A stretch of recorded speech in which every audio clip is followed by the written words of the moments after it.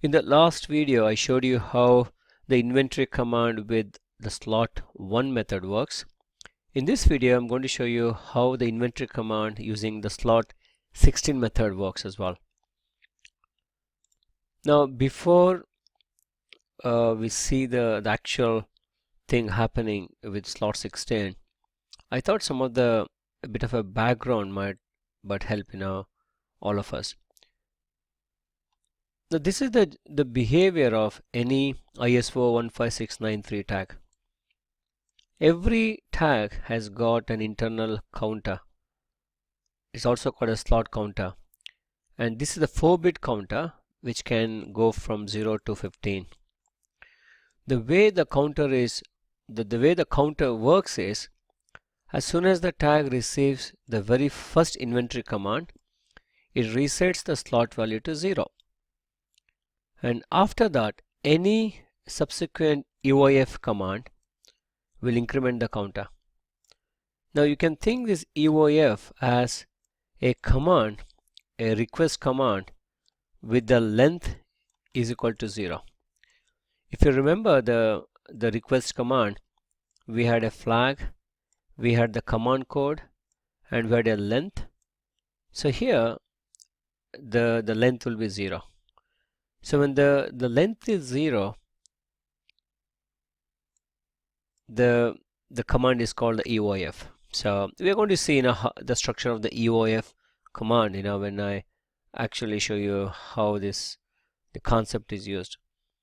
So at this moment of time, what we have to keep in mind is the very first inventory command will reset the slot value to 0 or slot counter to 0, and every subsequent EOF, the end of frame command, will increment the counter, and the counter will go up to 15. And I've not tried this, probably after 15 it has to go back to 0. I'm not sure whether you get an error or it will go back to 0. So the next concept is about the mask length and the mask value. These two things, they refer to how much of the UID we'll be interested in, and these numbers, they always refers to the UID starting from the right side or the least significant byte. Now for example, if the mask length is 4, we are saying that I would be interested in the last 4 bits for the UID. So that is the 4 here.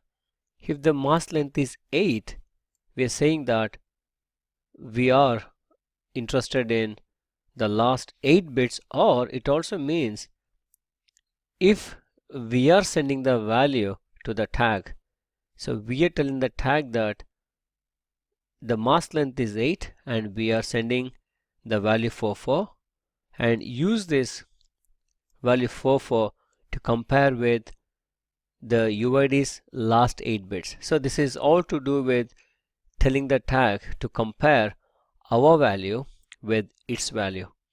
If the mask length is 12, we will be sending 12 bits of data, and we tell the UID to compare the 12 bits of the UID. So likewise, if the mask length is an odd number like this, 11, which is not a multiple of 8, now 11 bits will correspond to the 44, and the 3 bits taken out of this D.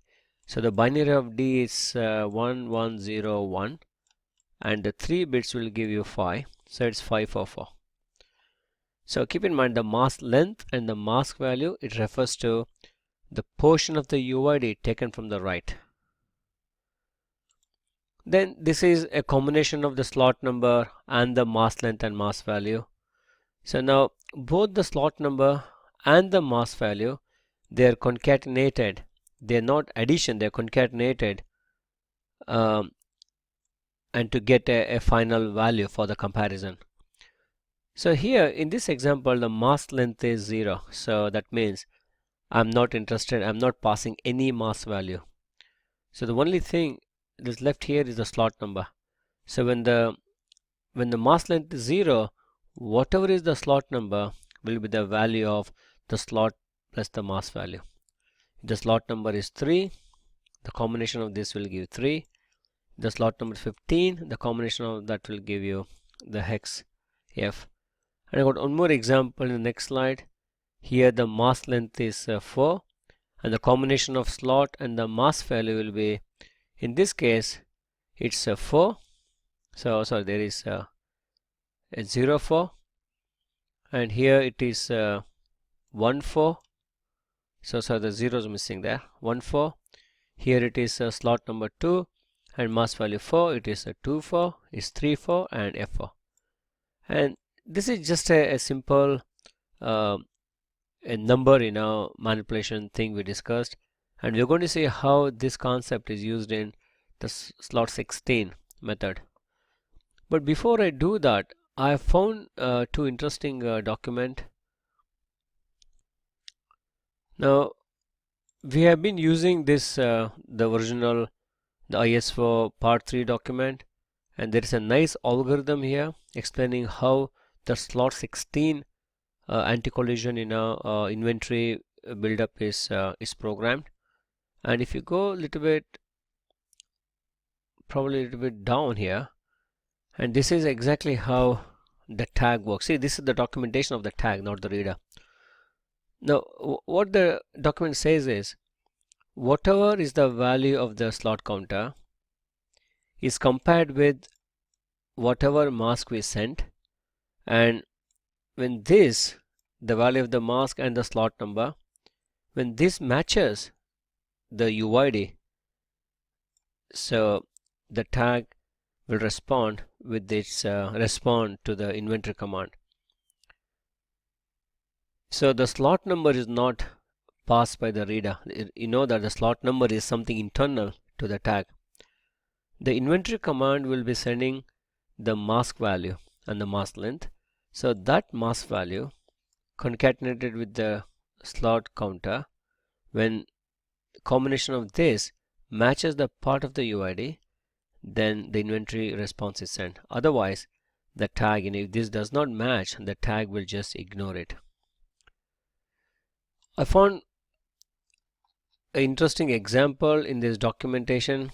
This is the documentation from Texas Instruments, and you can get this from from the Texas websites of internet. This document is mainly about how this protocol anti-collision is implemented using the Texas TI reader writer, but we are not interested. We are not using this reader writer. However, the example given here is it's very interesting, and probably it will, if you go through this, you'll understand how this slot 16 anti-collision works. So with this background, I'm going to show you show you the slot 16 using our CR95HF and a few tags. Okay, I've connected my CR95HF board, and this is the software we have been using in the previous videos. So first I'm going to get the entire UID, and I'm going to keep that on the screen, so that is going to be helpful for us. You can do that by having this mask length 0 and slot 1. We have seen this command before. So we know that the UID ends with 203AE and so on and so forth. Okay, so now let's clear. So we are going to do slot 16 inventory command. Click this to slot 16. I'm not going to use any mask length. Now if you remember my previous slides, when the mask length is 0, the tag uses only the slot number. And also I mentioned about the very first inventory command will reset the slot counter to 0. So keep in mind, all these slot and slot counter, they are all happening within the tag. So I'm going to start the inventory. Now what do you think must have happened here? The slot number is 0. So if you look at probably the best thing is you can keep referring to this document. Now because the mask length is 0, now in this comparison operation, this is no more used. the slot counter has the value 0. So here this comparison is just comparing the value 0 in the last byte, and in our case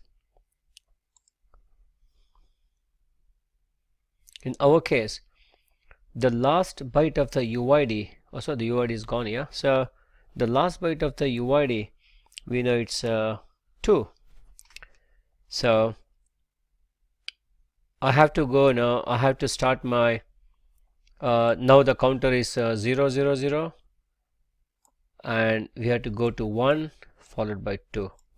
Now I mentioned in my previous slide there is a command here called send EOF, and I did mention that the structure of the send EOF you'll come to know now. So if you hit this command, now what this has made is it has made the tag to increase its counter, and now the counter is 1. Look at the structure of this send EOF. So it's 0 1 is a flag, followed by 0 4, and followed by 0 0. You just have to find out what is this. You just have to decode it. Probably now we'll do maybe in some other time. So now we're still with this no response from the tag.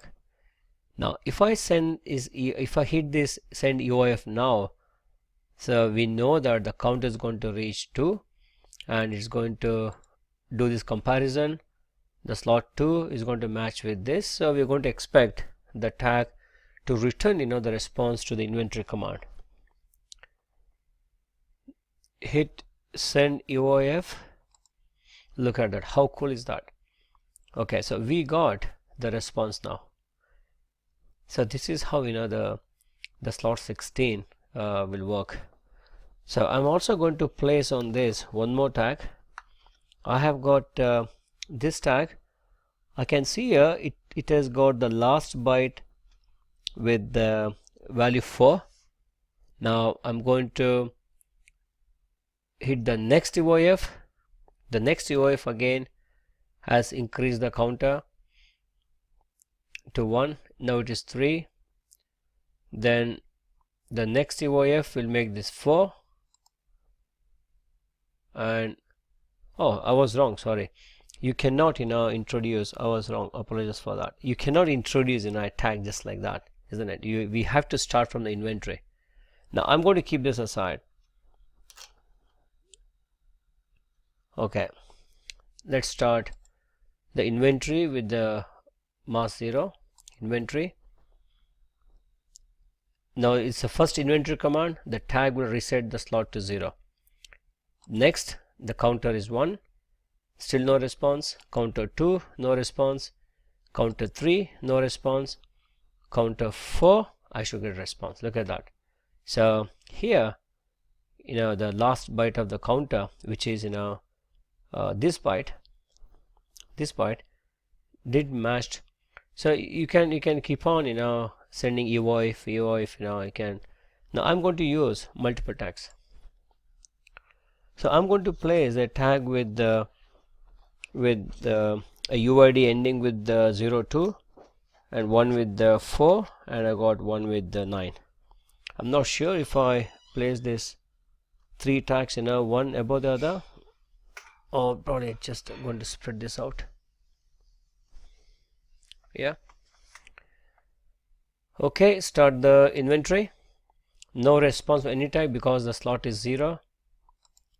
Send EOF, the slot is 1, so none of these 3 tags have the 1 in the last byte of the UID. Send, we know that this tag over here starts end with the 2. This is the third one, no response. I know there is one with the UID 4. I got a response for that. Now I have 5, no response. 6, no response. 7, 8, 9. I know there is a tag with 9 as well, this one. So we got a response from that. So you can keep on going up to 16. So this way of, see what's happened here is every tag will respond in a very specific slot number.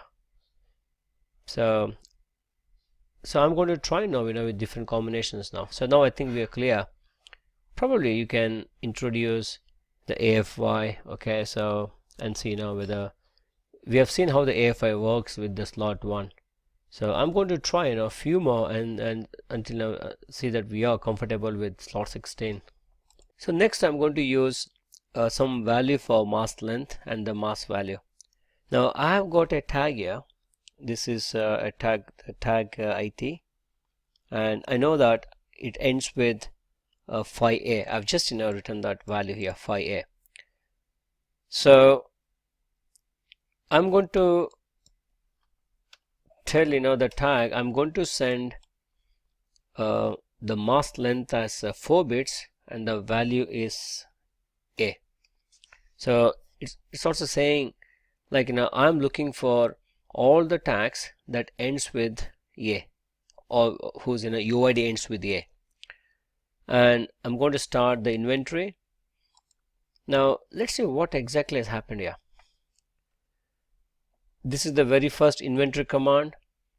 All tags will, this not all, this one tag here. So this tag counter is set to 0, and I'm also passing the mask value as a 4-bit, that is A. Now the 0A is compared with the last 2 bytes of the UID. So just have to remember this the original document. Now since in our case the last 2 bytes of UID is phi A, this did not match. Now the only thing we can do is to keep incrementing this the counter to 1, and just have to keep in mind here the send UOF, you cannot send any other information. You're just sending a blank command, and this command takes no data. It just tells the tag to increase the slot number. Now the only thing I can do is whenever I hit the send UOF, the counter becomes 1, and you're comparing 1A, and one more AF, the counter becomes 2. We'll be comparing with the 2A, sorry, 1A, 2A, and 3, it will compare with 3A, and the next UOF will make the slot counter to 4, and it's going to compare with 4A, and one more counter. So we got when the slot number is 5, and this is going to match the UID, and the tag will respond for the inventory command. Let's try. Send, no response. Send, this is the third one. This will be it was 0, 1, 2, this makes 3, this makes 4, and we should get the result from the next click, send. Look at that. So we got the response from the tag. So like this, you just have to it looks complicated when you read the document, but by reading a couple of times probably you can understand this is an easy concept. So you can try with let's try with, I got one more tag here. I'll try something which is easy to go through over here. Now this tag has got, I'm going to scribble here, it has got the last 5 digits are EA302. So I'm going to match with probably the 02, or sorry, the 30302. So I'm going to set the byte length as 8, and I'm going to pass the last 8 bits is 02, and we should get response when the slot counter is 3. Now it is 1, sorry, this is 0, 1, this is 2, and this is 3. You got the response. Now I'm going to show one more scenario where there is a collision. So we have to find out a tag which has got the same value for the last or the last 2, and we'll see what the response you get. I'm just trying to see if I got any tags. Okay, I just managed to find 2 tags with the last 2 bytes as 59 and F9. So I'm going to use the max length, mask length as a 0, so that the inventory or the inventory command works only using the slot number. So at the 9th slot, these both the tags should respond. Let's give it a try.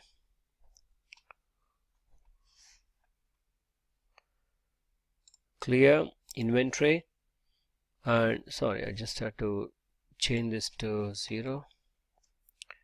Send inventory, clear, and EOF.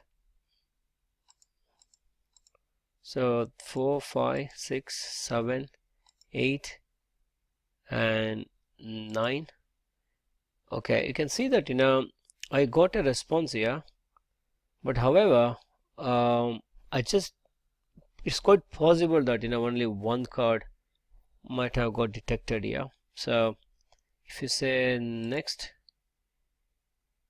okay, so here I got one with the F9. So probably there must be something in the response that will tell you there was a collusion. Now let's give it a try again.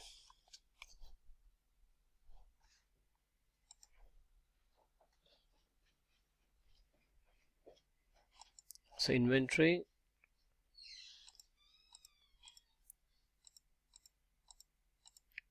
eight and 9. So just probably now I have to go and see what went wrong here, but this should give us a collusion, this command.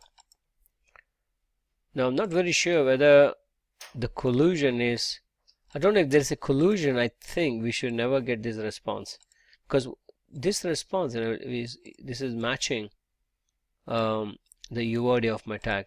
If you see, it has got E0 here and everything. Okay, alright, okay, I just found out there was a collusion and there was a CRC error. See what's happening here, both the tags are responding at the same time, and probably that is going to just all the data bits getting all mangled up. Okay, so I'm going to try this again. Inventory, send. Oh, look at that.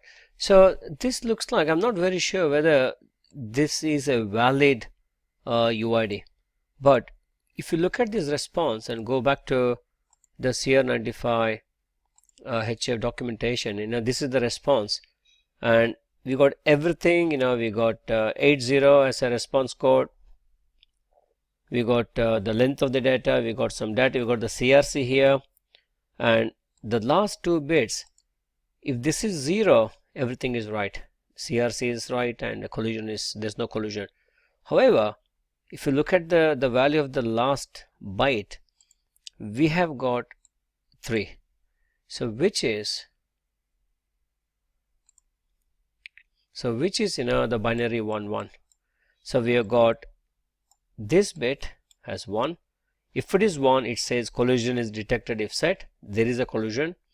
And if you got next bit as 1, this says the CRC, maybe this CRC got mixed up with the data from 2 tags.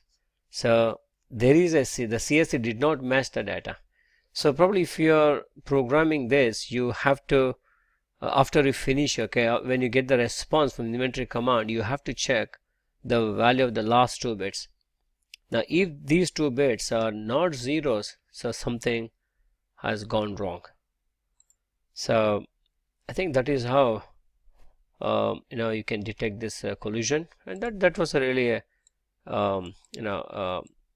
is good that we know now how the collusion is detected. So next I'm going to show you how to use, it's the same tag, we had a collusion, but this time I'm going to use an additional condition. I'm going to use the AFI. So I know that one of the tag has got AFI as a 90, the other tag has got the AFI as 00.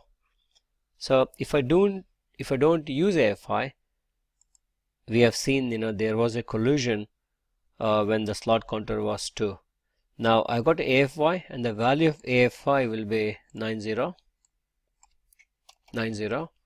and I'm going to start the inventory.